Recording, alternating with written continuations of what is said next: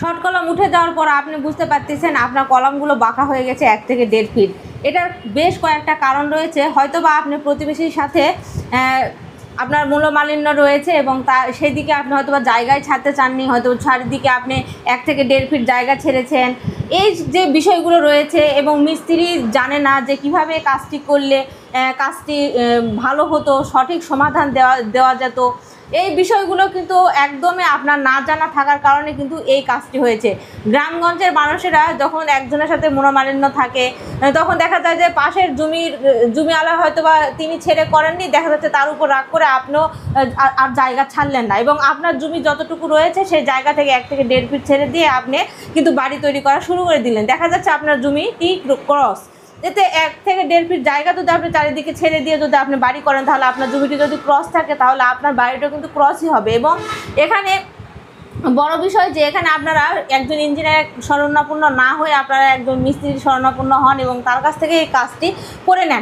একজন মিস্ত্রিও কিন্তু এটাও অনেক সময় জানে না যে কীভাবে এই কাজটা করলে বাঁকা হতো না, এই বিষয়টা কিন্তু মালিককে অনেক সময় বুঝাতে পারেন না, যার ফলে হয়ে যায় কিন্তু ক্রস। এরকম একটা সমস্যা নিয়ে আজকে এক ভাই আমাদের কাছে ফোন দিয়েছিলেন এবং তিনি এই যে বিষয়গুলো আমাদের সাথে শেয়ার করেছেন।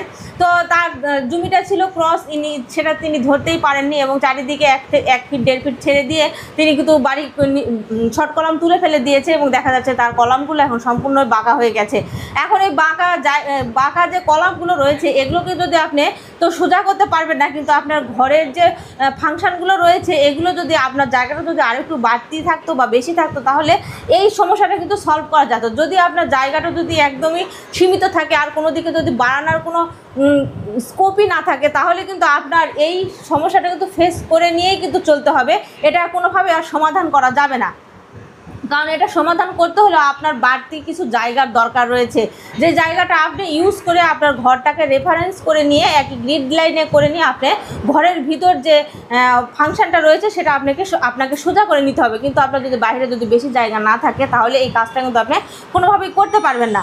তো একটা কাজ যখন ভুলভাবে হয়ে যায় সেটা কিন্তু আপনাকে বই নিয়ে বেড়াতে হয়। এই কলামগুলো কেন বাঁকা হয়েছে সেটাই তো আপনি জানেন না। তো চলেন এই বাঁকা কেন হয়েছে সেটা আমরা একটু জেনে আসি। আপনার মিস্ত্রি যখন কলাম লেআউট দেয় তখন কিন্তু 90 ডিগ্রি অ্যাঙ্গেল করে মাটাম করে তিনি কিন্তু কলাম লেআউট দেয়নি, যার ফলে কিন্তু এই সমস্যাটা হয়েছে। তিনিও ধরতে পারেননি যে আপনার জায়গাটা ক্রস।